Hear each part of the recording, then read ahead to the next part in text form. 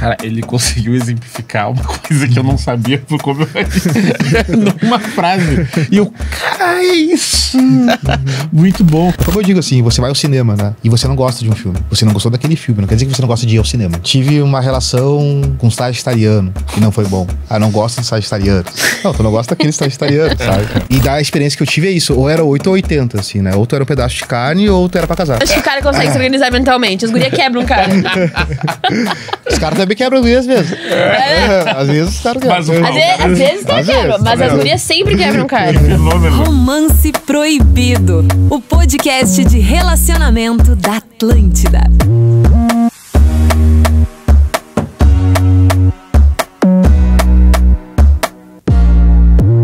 Muito bem, meu povo maravilhoso, começando o Romance Proibido aqui na Atlântida Fora do Ar, seja muito bem-vindo. E hoje, mais uma vez, o Romance traz um assunto que ele é importantíssimo, Gabi. Eu tenho certeza que tu concorda comigo. Eu acho que hoje a gente vai falar sério pela primeira vez aqui no Romance Proibido, então eu tô muito orgulhosa disso. A gente tá evoluindo na produção, a gente tá evoluindo. Muito bem-vindo ao Romance. O título desse episódio, ele já diz muito sobre o que vai ser ele. A importância da terapia. E óbvio que a terapia ela é importante pra várias áreas da nossa vida. A gente fala muito sobre isso aqui no Romance Proibido, exato. Inclusive, né? E não seria diferente quando a gente fala de relacionamento, de tratar a outra pessoa. E a gente pode ser mais específico ainda.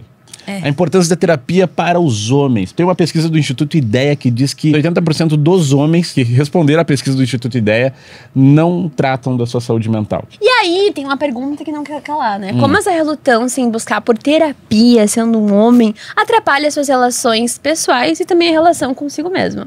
A gente vai falar sobre isso hoje, mas sempre lembrando que estamos muito bem acompanhados da Fatal Model, a maior plataforma de acompanhantes do Brasil, somente para maiores de 18 anos. O negócio é o seguinte, na relação, principalmente da relação homem e mulher, tem uma pesquisa americana que diz que as mulheres sentem que os homens não se importam tanto com os sentimentos dela. Não tem responsabilidade emocional. Só que daí fica a questão, se a pesquisa diz que a maioria dos homens não cuida da própria saúde mental, como é que vai estar preocupado com a do outro ainda? Baita pergunta, é assim a gente começa o episódio.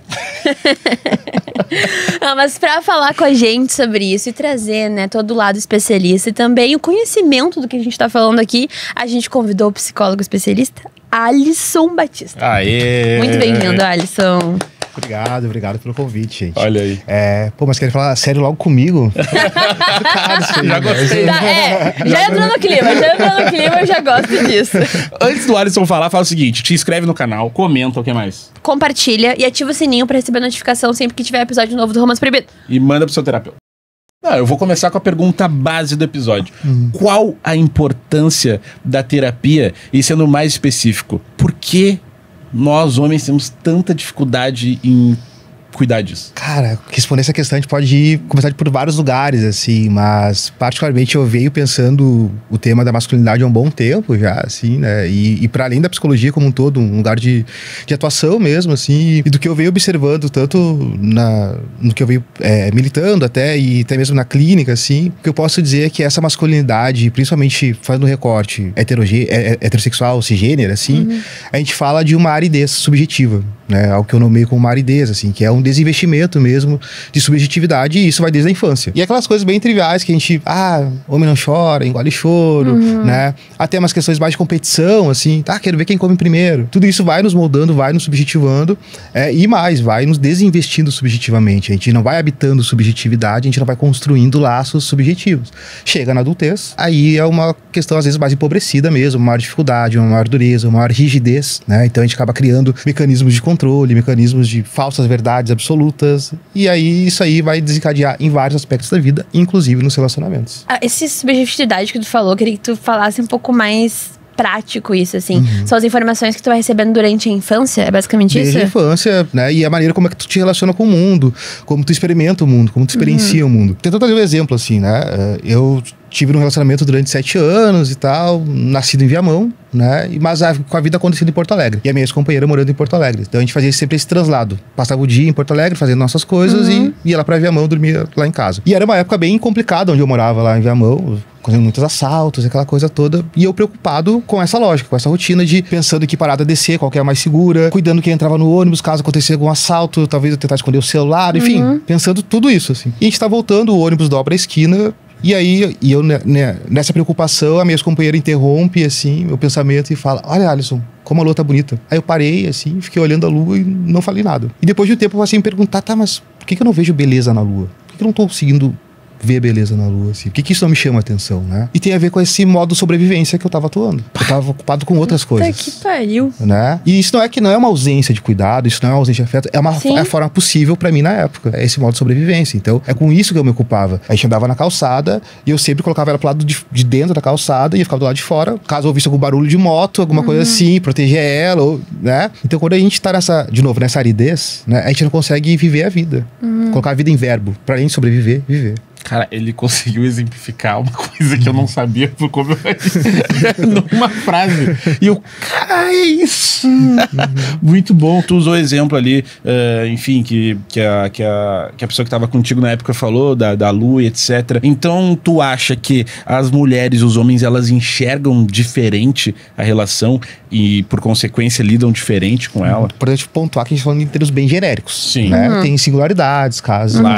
Eu, na condição de psicólogo, não posso deixar de frisar isso, assim. Mas é isso, a gente tem uma questão de socialização no mundo, né? Onde tem papéis que a gente performa, desempenha, tem investimentos em nós, né? Nossos pais, os familiares, a sociedade investe em nós pra que a gente atue de determinada maneira, de determinada forma. Pensando o traço do masculino e do feminino, sim. O traço da masculinidade nos leva a performar de certa maneira, na mesma medida que o traço da feminilidade nos leva a atuar de outra maneira, que via de regra se ocupa mais de subjetividade, se ocupa mais, né, de um outro laço. Ela é instruída desde muito cedo a se ocupar de outro lugar diferente do homem. De novo, frisando isso, em laços gerais, sim, tem a socialização é diferente pelo traço masculino e feminino. Tem um outro lance que eu acho que a gente poderia conversar, que é o fato de os homens às vezes não saberem lidar com mulheres que são muito independentes ou mulheres, né, muito desejantes, tipo assim, elas são desejadas, né?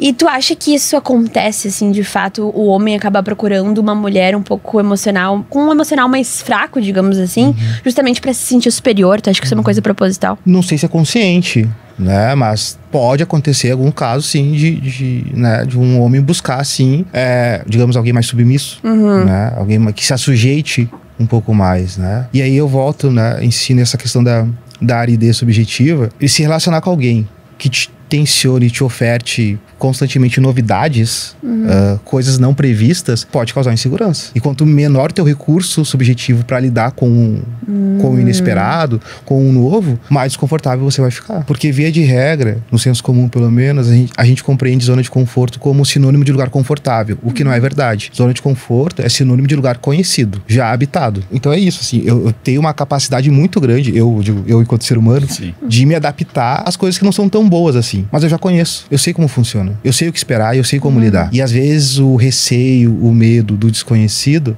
faz com que eu fique nessa zona de conforto, por mais confortável que ela seja. Tentando ampliar isso, se a gente pensar em relações que não são boas, mas eu fico nela por anos. Por quê? Porque eu já conheço. Eu sei como é que ele se comporta. Eu sei como ela vai agir. Agora, me haver com alguém que está constantemente me apresentando um novo, pode ser mais complicado, pode ser mais difícil. Essa zona de conforto, que não é, de fato, né, um lugar confortável. Eu acho que quando a gente fala de homem hétero, a gente pensa nisso. Daí eu quero linkar muito com o meme, né? A autoestima, né? Do homem hétero e etc. Tu acha que essa autoestima, ela é uma autoestima que ela existe de fato diante de tudo que a gente recebe de informação durante a vida, ou ela não existe? Acho que é uma percepção nossa. Porque, resumindo, tá? Cara, o homem hétero se acha a coisa mais importante do mundo. E até na forma de se expressar, na forma de, como a gente fala de relacionamento aqui, de chegar numa menina, enfim. Achei, enfim, né? Pensar de qual homem hétero a gente tá falando também. Perfeito. Se a gente pensar em pequenos recortes de classe, gênero, né, de raça, a gente vai ter diferentes atravessamentos. Mas que eu acho que sim, envolve uma relação de autoestima, de autopercepção, mas acima de tudo de performance, né? Talvez o que comumente as pessoas leiam como autoestima, talvez seja algo de performance. Ou seja, todos os homens, entre aspas, dentro desse recorte que a gente tá falando, vão apresentar mais ou menos uma mesma performance, mas por causas distintas, né? Então, às vezes, vai ter alguém ali que vai se achar mais, vai, né? Enfim, vai ter esse comportamento mais esperado, mais clássico, assim, por achar que essa é a maneira possível de se relacionar com alguém. Todas as pessoas que podem ter essa performance por na verdade, mascarar inseguranças. Então, as causas podem ser muito variadas, né? Mas que vão resultar no mesmo lugar. Eu acho que nesse de performance também se enquadra aquela clássica frase do todo homem é igual, né? Nos comportamentos, principalmente de relações, assim. Tu acha que isso, então, poderia incluir no que tu tá falando agora? Porque, por exemplo, sempre tem comédia romântica, né? De maneira geral, no senso comum, tem aquele rolê do tipo, o homem não tem nenhuma responsabilidade emocional. Por mais que a gente tenha ficado umas 4 vezes, ele não vai me procurar, ele vai me dar ghost, ele vai fazer... Tipo, já é um comportamento esperado do homem. Como tipo, a gente pode tentar explicar esse padrão, assim? Eu acho interessante pensar esse termo, né? Responsabilidade emocional. Que é o que a gente escuta por aí. Mas o que é isso? Não tem uma definição muito nítida do que é responsabilidade emocional, a não ser por algo que é o que eu esperava como eu esperava que ele agisse comigo. Expectativa daí, né? Acho que tem algo dessa ordem. Expectativa emocional. Talvez sim, né? E não que homens não tenham questões, né? Acho que sim. Mas o meu grande ponto com tudo isso, e pensando a coisa masculinidade, é a gente só inverter o polo. De um lado, a gente tem esse homem que é forjado nesse lugar, e aí ele vai ser essa coisa que a gente tá falando, esse homem clássico, assim, de que é meio escroto, né, não tá nem aí com ninguém, tudo mais, enfim. E aí a gente só inverte o polo no sentido de desejar um outro homem, mas também restrito. É um homem que se importa, mas do jeito que eu quero, que faz o que eu quero, que faz o que eu gosto. E eu tô desejando esse homem. Eu não tô pronto, talvez, para um homem a ser inventado, a ser forjado, que esse é o grande desafio. Entender que, e aí eu insisto nas performances, entender que vão existir múltiplas performances de masculinidade, que nem todas vão ser iguais e corresponder ao desejo do outro. Nesse caso aqui, a gente tá falando, né, dessa relação heterossexual, o exemplo que eu tenho na clínica, né? Hoje a maioria dos meus pacientes são homens. Eu tenho uma paciente mulher só. O resto dos meus pacientes são homens. Primeiro que assim, eu não existo na rede social enquanto psicólogo. É tudo por indicação, tudo por, né? E eu nunca me coloquei como psicólogo de homens. Eu sou psicólogo, ponto. Então eu já tenho um imaginário aí de que, bom, homens vão procurar terapeutas homens. Não sei porquê, não sei se é isso mesmo, mas, né, pensando empiricamente é o que acontece. E não é raro uma mulher intermediando o primeiro contato desse homem comigo. Uma companheira, uma sobrinha, uma filha, uma mãe, buscando, pois é, o fulano aqui, terapia pro fulano, pro fulano. Tá, não, tudo bem. Aí eu faço a entrevista inicial e eu costumo perguntar algumas coisas meio padrões, assim, né, algumas informações genéricas, mas uma pergunta que eu sempre faço é, o que te leva à terapia? E não é raro eu encontrar respostas como, tá tudo bem, eu só tô aqui porque me falaram que eu tenho que fazer, ou porque dizem que é bom, mas eu não preciso. Então, até mesmo chegar na terapia é uma questão, e às vezes mediada por outra mulher que talvez tenha um desejo para esse homem. Mas o processo de terapia, ele é singular. Esse homem vai se forjar, vai se conhecer, se reconhecer, se transformar, e talvez ele vai chegar num lugar que não é o ideal desejado para ele. Talvez o ideal para si, que esse homem está construindo para si mesmo. Então é um pouco dessa hora que eu trago, assim, da complexidade desse debate, porque esse homem que eventualmente venha buscar terapia vai se transformar, vai se afetar, mas talvez não chegue no lugar que outros estão desejando para ele. Quando tu tá conversando com os homens e vocês estão falando da vida, enfim, tentando entender o porquê de várias coisas, para ti é muito claro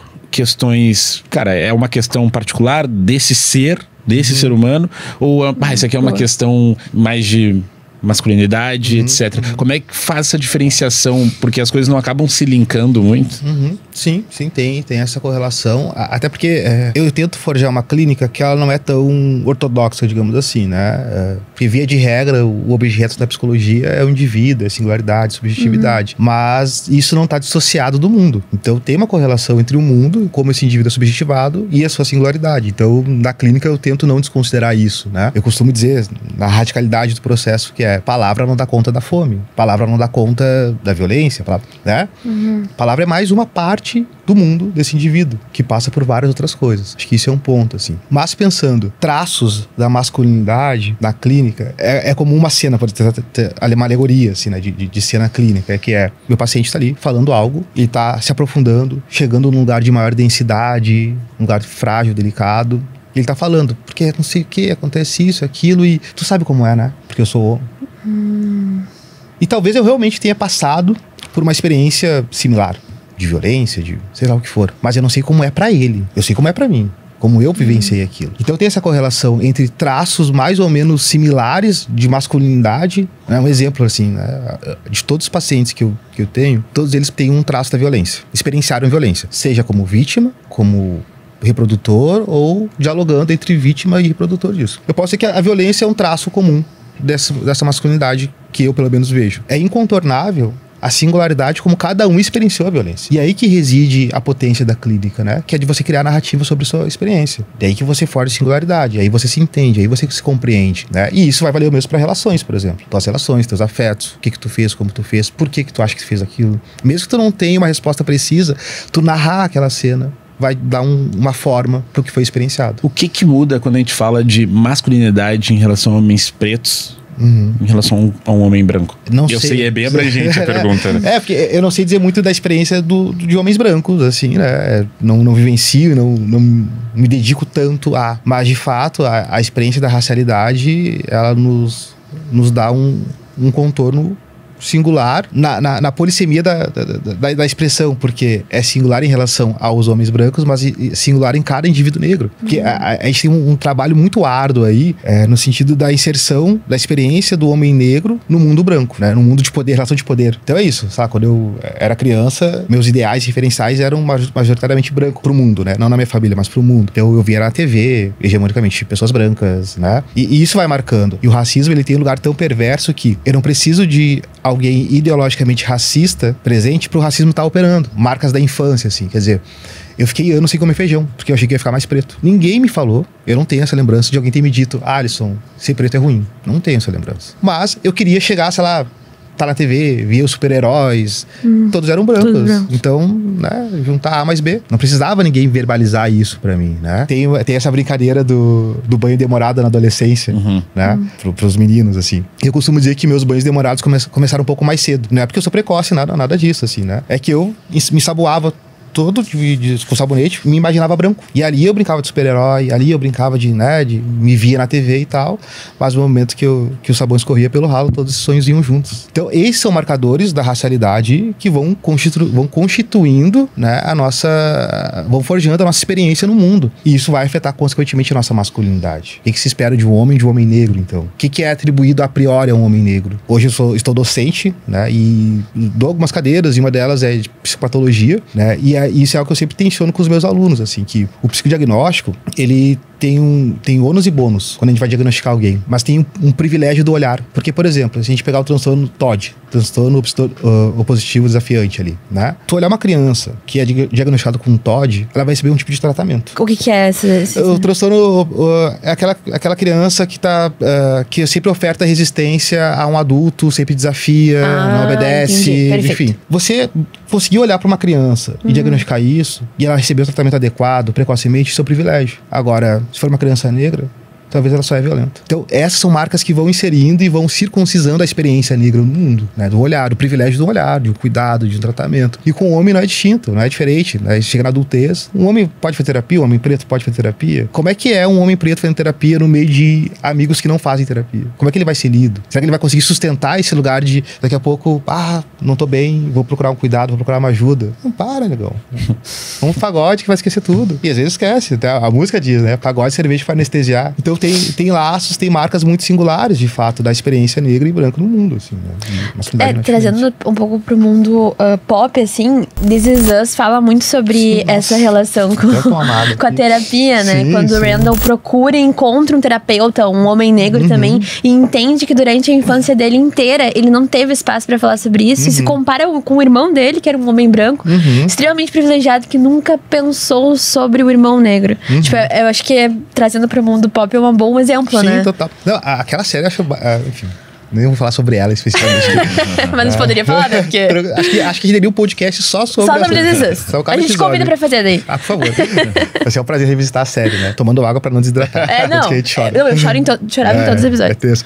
Mas tem uma cena dessa série, da terapia do Randall, que é quando o pai do Malik indica a terapia pro Randall. E aí ele fala, cara, minha terapia é correr, não preciso de terapia. Né? Então é antes da primeira psicóloga dele, inclusive, né? Primeiro ele vai com uma psicóloga branca, uma mulher branca, e depois aprendeu. Então, e acho que isso é muito sintomático, né? Isso é muito sintomático e ao mesmo tempo, talvez, talvez a gente fale de um gap geracional aí também, né? Eu tô com 36 anos. Acho que até a minha geração ainda pode ser um tabu. Mas para gerações mais que estão vindo, talvez não seja um tabu tão grande assim, porque a gente tá falando de uma galera que tá conseguindo cada vez mais falar das suas queixas, né? Alguns vão dizer que é mimimi, geração mimimi, que reclama de tudo, que pode ser parcialmente verdade, não sei, né? Mas também é uma geração que não guarda tantas coisas como talvez eu tivesse guardado na minha infância. Então talvez tem um gap geracional de transformação aí, sem contar também, né, que é algo sintoma do contemporâneo, assim, e acho que é fundamental a gente compreender o laço social que a gente tá, como é que a gente é subjetivado. E entre outras coisas,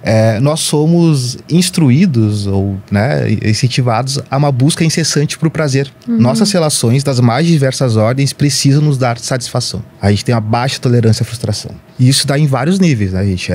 Eu sinto muito na docência isso, quando eu vou indicar um texto para aula. E aí eu fico numa dúvida, porque eu vou lá indicar Foucault na raiz, assim, e aí eu penso, se eles lerem Foucault agora, nesse momento, talvez eles vão ver o primeiro conceito mais difícil e nem vão dar continuidade do texto. Então eu tenho que procurar um texto mais palatável. Mas aí eu tô cerceando eles de entrar em contato com o autor na raiz. Mas isso, para mim, é muito sintoma do contemporâneo, porque todo mundo quer prazer, a todo momento. E, de novo, isso afeta as relações, né? Voltando pro tema do podcast aqui, isso afeta as relações porque qual é a tolerância que a gente tem pra frustração, pra algo que não tá bom? Qual é o tempo de elaboração que a gente permite pro outro? Tu tá em silêncio, não fala nada. Não, fala alguma coisa. Pior, né? Esse imediatismo, exato, assim, né? Isso é sintoma do contemporâneo, de consumismo. E aí tem uma autora muito interessante, que é a Maria Rita Kell, que ela traz uma perspectiva onde ela, entre outras coisas, ela diz que as crianças estão adolescendo cada vez mais cedo e adultos adultecendo cada vez mais tarde. Ou seja, esse lastro simbólico da adolescência tá aumentando, porque, entre outras coisas, a adolescência é isso, né? É busca por prazer, é imediatismo, é a urgência do agora. Então ninguém quer mais ocupar a função da lei, né? A função do adulto, assim, de ser a norma e dizer o que não, e representar isso e performar isso. E aí a gente vai ver atravessamentos até nas relações familiares, pais que não são pais, são mais amigos que pais, né? Enfim, isso transborda para vários lugares da vida, assim. Como é que... Porque, por exemplo, tem várias coisas que as pessoas desenham de um cara com um estereótipo que nem o meu. Como é que eu consigo particularmente desvincular? Tipo, isso aqui é um consenso que a maioria das pessoas tem, ou isso realmente aconteceu? Vamos lá. Eu fui um cara agressivo. Até onde eu realmente fui um cara agressivo, ou as pessoas sentem muita vontade pra dizer que eu sou uma pessoa agressiva? Cara, eu parto do princípio dessa leitura do mundo, né, que vão enxergar, sim, estereótipos. Mas tem um outro ponto, que é que eu chamo da propriedade de si. Né, do quanto que tu tem propriedade de si, quanto que eu tenho propriedade de mim mesmo, assim, de se conhecer, de autoconhecimento. E aí tu vai entender quando tu, sei lá, só tá existindo, por exemplo, e quando de fato tu foi agressivo. Até porque pra gente não se mascarar atrás dos estereótipos também. Não fazer um jogo ardiloso. Ser franco, ser honesto. Porque eu posso ser agressivo de fato. Mas também pode acontecer de eu só estar correndo na rua e tomar um enquadro porque acharem que eu sou violento, a priori. Tu corre agressivo. Exatamente. Corre agressivo.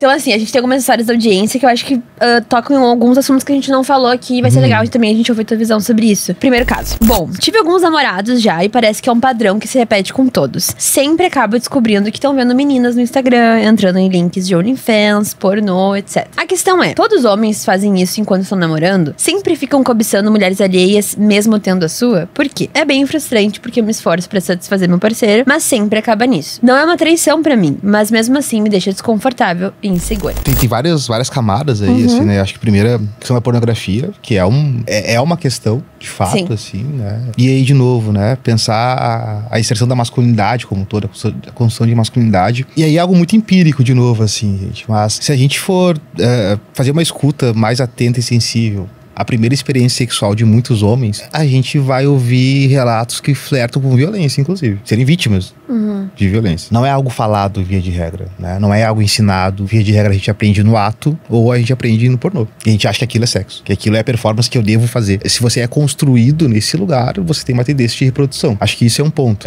Um outro ponto é pensar os acordos do casal, né? O que é traição, afinal de contas, né? O que cada um vai considerar traição? Como construir esse outro lugar? Pode ver pornô? Não pode? Qual o significado que pra essa pessoa tem ver pornô? Olhar outras mulheres, E essa menina pode olhar outros homens também? Deseja olhar outros homens? Não, porque, enfim, acho que tem uma construção a ser feita aí. Mas acho que é um assunto a ser trabalhado, né? Se a gente só castrar ele, vai surgir por outro lugar. Por que é tão difícil achar homens que queiram namorar? As pessoas não querem mais compromisso? Existe insegurança acerca disso, Alisson?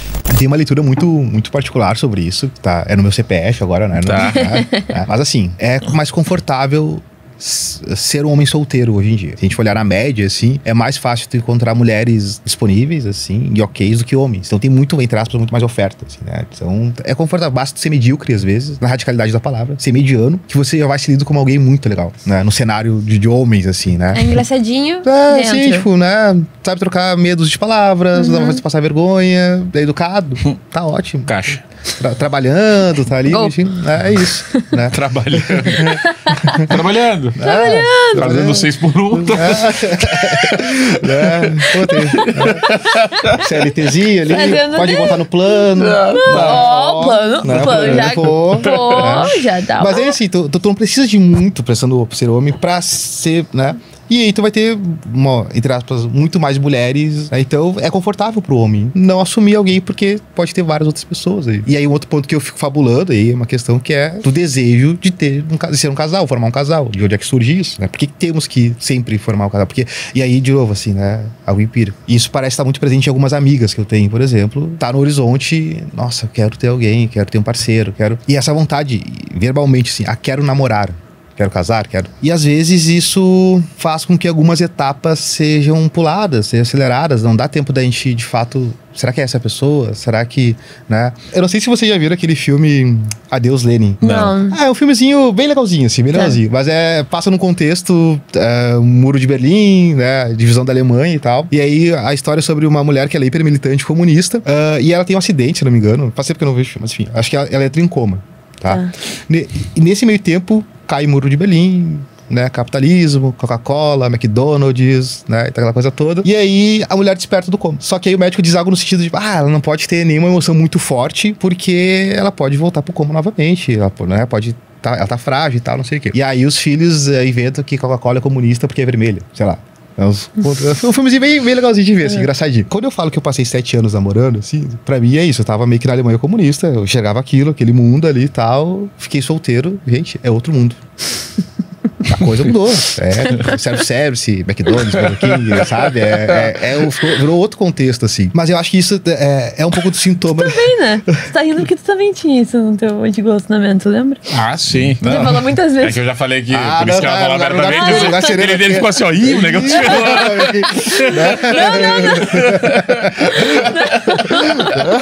Ele ficou apavorado. Darei, eu vou ver disso agora. Se mexer, se afunda. Não, mas é uma boa analogia. É uma boa analogia.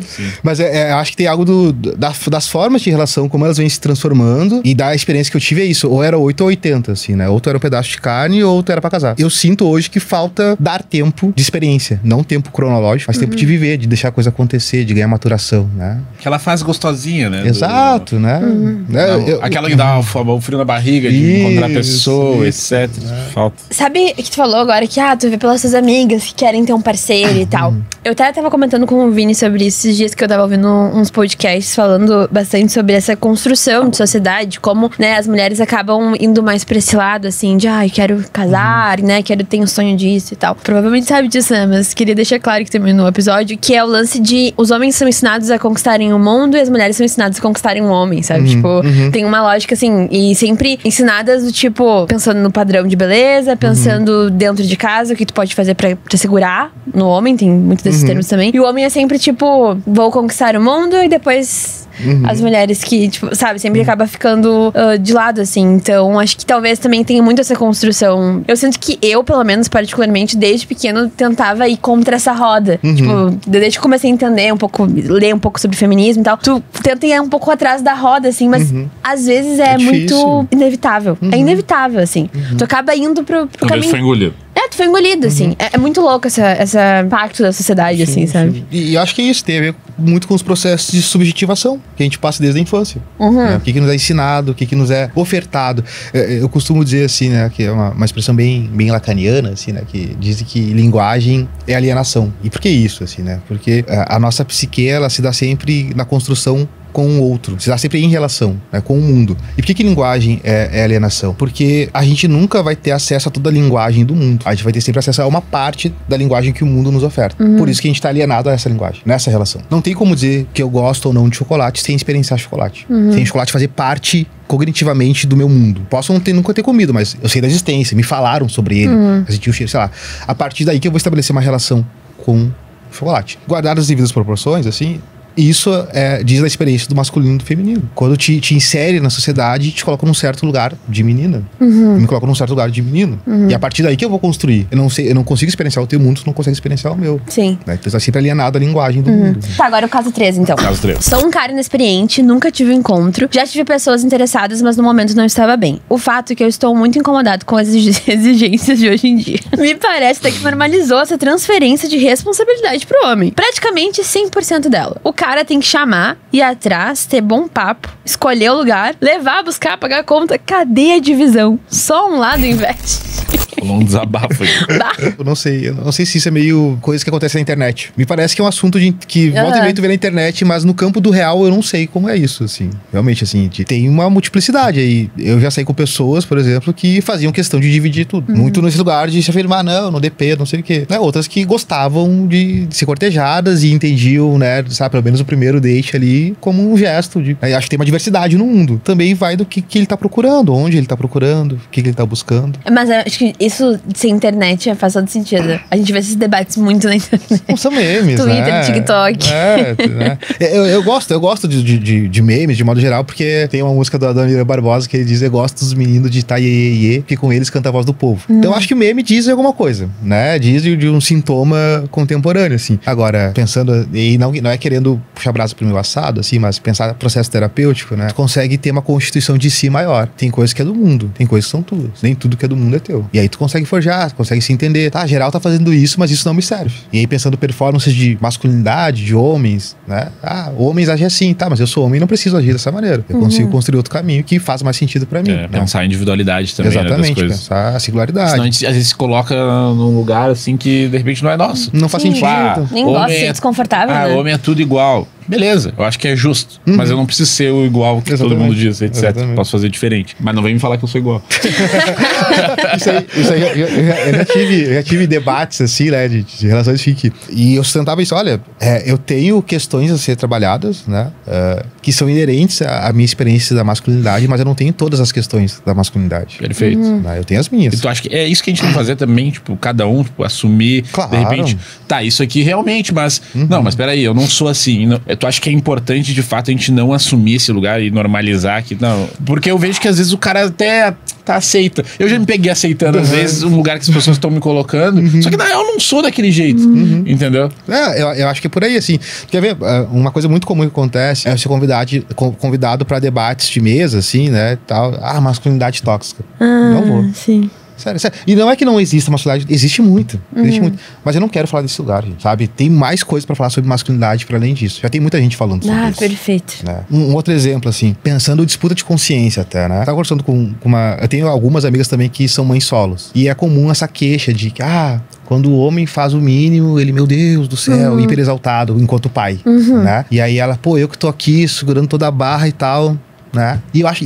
Cara, eu compreendo demais isso, de verdade. Mas eu me coloco assim a pensar, se não é importante a gente também evidenciar esse lugar possível de uma boa paternidade para forjar futuros novos pais que desejem e tentem constituir uma paternidade bacana. Eu não sei, assim, pensando em disputa de consciência, pensando sociedade que eu quero, pensar fabulação, sonhar. Eu tenho que ofertar essa possibilidade. Pensar na mudança mesmo, né? Exato, assim. E de novo, assim, eu compreendo de verdade a frustração dessas minhas amigas que são mães solos e que, eu acompanho, é um corre, cara, assim, eu não daria conta. Entendeu? E aí vem essa frustração, sim, real. Mas e aí, o que a gente faz com isso? A gente vai sempre colocar o pai que não assume e tal, que como ele é ruim, ou o pai que faz tudo que tem que fazer e é o básico, é o esperado. Tá, então, por que você quer ser pai? Se não for ser reconhecido. No fim das contas, o que a gente quer é reconhecimento. Mas vamos pro nosso quadro, pra ouvir o povo. Mas antes de chamarmos nosso Alô Romance, Vini Moura, a gente tem um recado da Fatal aqui pro Romance Baby.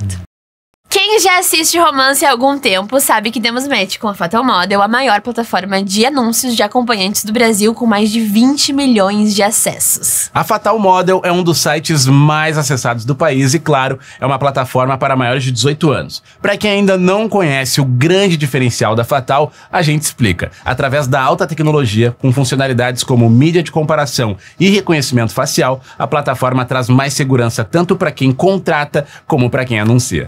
A Fatal Model é respeito, segurança e dignidade. A maior plataforma de acompanhantes do Brasil, somente para maiores de 18 anos. Eu acho que é o seguinte, alguns precisam porque são tímidos, outros já são destacados demais, né? Não tem timidez, mantém a relação, mas tem outros que não, né? Aí depende. Por exemplo, uma pessoa que é tímida, uma terapia ajuda para se entrosar melhor, que uma pessoa que é tímida, ela é fechada. Acredito que sim, né? A terapia é um princípio de autoconhecimento, onde todos nós devemos buscar sempre melhorar, né? Na reforma íntima. E por que não o homem também buscar esse autoconhecimento e melhorar, se desenvolver, né? A gente vem de uma cultura machista, uma sociedade que vem evoluindo cada vez mais. Acho que é interessante. Autoconhecimento, né? Forma de lidar melhor, se conhecer, interagir com o mundo, com as mulheres também, né? O homem tem sentimento como mulher, né? Todo mundo pensa que homem é forte, que homem é forte. A gente que é homem tem muito esse pensamento de machista e o próprio homem acha que não precisa de terapia, né? E na minha opinião a gente precisa sim. Eu acho que não. Porque o cara consegue se organizar mentalmente na real. O cara consegue sozinho. É porque na real às vezes tem um monte de mulher que pega e só quebra com o cara, tá ligado? E às vezes o cara também quebra a mulher, às vezes assim, mas... Se organizou. Eu acho que não. Eu acho que não mesmo. Acho que o cara consegue se organizar mentalmente. As gurias quebram um cara. Os caras também quebram gurias mesmo. Às vezes os caras quebram. Às vezes os caras quebram, mas as gurias sempre quebram um cara. Fenômeno. Essa foi a melhor resposta, na minha opinião. Muito bom. Eu não tenho que falar. Eu tenho que falar. Teve uma fala que chamou muita atenção, né? A questão, porque o homem também tem sentimento, o homem acha que é forte, mas tem sentimento. Colocado quase como oposição, né? Força e sentido, assim, né? Enfim, né? Trivialidades da vida, assim, mas que eu gosto de trazer, assim, que eu tava na graduação ainda, estava lá na URGS, assim, e aí a URGS é aquela coisa de vários campos e vários horários, né? Enfim. E aí tinha uma aula no centro, e aí eu tinha que ir correndo pro campus do Vale, né? Pra pegar o RU ainda, aquela coisa toda, bem atrasado. E aí cuidando do horário, assim, e tal, e passando o viaduto ali da rodoviária, que tinha ali, enfim. E aí o ônibus estragou, bem no viaduto. Eu não sei se vocês já ficaram a pé no viaduto. Eu nunca tinha ficado. Cara, foi uma experiência que, tanto é que eu tô contando aqui, me marcou tanto que eu tô contando aqui. Aí o ônibus estragou, a gente desceu do ônibus e ficou a pé, assim. E aí quando veio passou um caminhão e o viaduto tremeu demais. Eu jurei que o viaduto ia cair. Eu fiquei apavorado com aquilo, assim. Eu fiquei realmente muito... Cara, não é normal isso aí. Aí eu, curioso, fui pesquisar. E é previsto, assim, né? A tecnologia, né, os viadutos, eles têm umas placas meio soltas, assim, pra absorver o impacto. Porque se fosse muito rígido, com o tempo, com o peso dos caminhões, nos casos, ele ia rachar. E aí eu pego essa analogia de como que às vezes a gente associa força com rigidez, né? Mas é isso, uma estrutura rígida o tempo todo, uma hora ela vai rachar. A gente precisa ter flexibilidade, precisa ter manejo. E aí, quanto mais a gente habitar nossas fragilidades, nossos afetos, nossos sentimentos, maior diz desse manejo, assim. Então, às vezes, homens performam essa força, mas na verdade são extremamente frágeis, assim. Por que ainda existe esse sentimento de superioridade do homem perante a mulher, sabe? Por que ainda tem isso, tá arraigado ainda na sociedade, né? Porque até um certo tempo atrás ainda se entendia que culturalmente, né, derivado de pai para filho, isso fazia sentido. Mas com o advento da internet, da informação, como é hoje, divulgado, não faz mais sentido, né? Por que será que ainda tem esse tipo de comportamento ainda, né? Acho que a gente pode responder isso de novo por vários lugares, mas talvez uma resposta possível seja a manutenção de privilégio. A ideia de superioridade, de agir em nome de uma suposta superioridade, diz de uma manutenção de privilégios, porque até mesmo o que a gente estava discutindo antes da questão da paternidade, né? Quem vai conseguir monetizar mais? Alguém sendo super pai ou sendo super mãe, né? Porque é isso, assim, é raro um super pai, entre aspas. Aí tem o filme lá do comediante aquele, o Kevin Hart. Kevin Hart, tem um filme dele, bem bonitinho e tal, assim, mas é isso, né? Ele falando do lugar da paternidade. Dificilmente a gente vai ver alguém, sabe, vai ter um apelo da supermãe, né? Então, pensar historicamente, cozinha é atribuído à mulher, mas os maiores nomes de chefes de cozinha do mundo são homens. Todos são homens. Exato, então é isso. Então, talvez diga de uma manutenção de um privilégio aí também. Como é que a gente faz pra esquecer? Pra superar? Esquecer a gente não vai esquecer nunca, que vai ficar na lembrança, né? Então, como a gente faz pra superar. Como faz pra esquecer, superar, enfim, né? Acho que isso é uma questão mesmo, porque eu gosto de analogias, né? Eu sempre me questionei muito sobre essa ideia de superar relação, superar um término, superar... O que significava superar, assim, né? E aí, pegando exemplos pessoais, assim, às vezes a ideia de superar como cortei relações total, nunca mais vi a pessoa, superei. Não sei se é superar. Talvez superar seja tu conseguir habitar o mesmo espaço, o mesmo ambiente, e aquilo não te afetar mais. E eu falo não só de relações, experiências como um todo. É como eu digo assim, você vai ao cinema, né? E você não gosta de um filme. Você não gostou daquele filme, não quer dizer que você não gosta de ir ao cinema. Então é isso. Tive uma relação com, sei lá, com um sagitariano, que não foi bom. Não gosto de sagitarianos. Não, tu não gosta daquele sagitariano, sabe? Até porque tem os ascendentes depois, enfim, né? Esse papo todo que eu não manjo tanto aí. Mas eu acho que é isso, assim. Então, a ideia de superar ou de esquecer tem a ver com justamente tu conseguir narrar aquilo novamente de um outro lugar. Contar uma outra história sobre a mesma experiência. A gente tem que poder falar dos nossos ex, falar dos nossos afetos, ressignificar eles, mudar de posição do lugar que ocupa na nossa vida, né? O porquê dói, né, meu? O porquê dói tanto? Isso que eu ia perguntar. Ele não precisa de terapia, pô. No caso, uma guria quebrou ele, né? Cara, não sei porque dói tanto, mas que bom que dói, sabe? Acho que isso diz de afeto, no fim das contas. E afeto não como sinônimo de carinho, mas como afetação, né? Possibilidade de ser afetado pelo outro e de entender que eu também afeto o outro. Se não doesse, talvez não era pra ser mesmo, né? Eu acho que a gente tem que encerrar assim. Assim, tá ótimo, cima. Tá perfeito. Esse episódio, assim, ó, coloca na prateleira. Prateleira tá ótimo. Tá muito bom, né? Alisson, muito obrigada, tá? De verdade, assim. Legal. Muito Espero bom conversar contigo, de verdade. Tenha sido legal pra ti também. Não, foi ótimo, foi ótimo. Deu pra se divertir um pouco. Sim, muitas risadas. Não vai te queimar com os alunos, não. Espero que não. Nem vou falar pra eles que tem qualquer coisa. Nada que vai chegar assim, viu o sorte. Nossa, eu nem sabia onde te vi. Então a gente encerra por aqui mais um episódio do Romance Proibido, sempre na parceria da Fatal Moda, a maior plataforma de acompanhantes do Brasil, somente para maiores de 18 anos. Isso aí, não te esquece sempre de curtir, comentar, compartilhar, dizer aqui o que tu quer que a gente fale, que a gente não falou ainda. E lembrando que domingo às 10 da noite esse episódio tá na Atlântida, na Rádio Atlântida. Então tem mais chances dos seus alunos te ouvirem. Olha aí. Um beijo pros alunos do Alisson. Tchau, gente. Tchau. Tchau.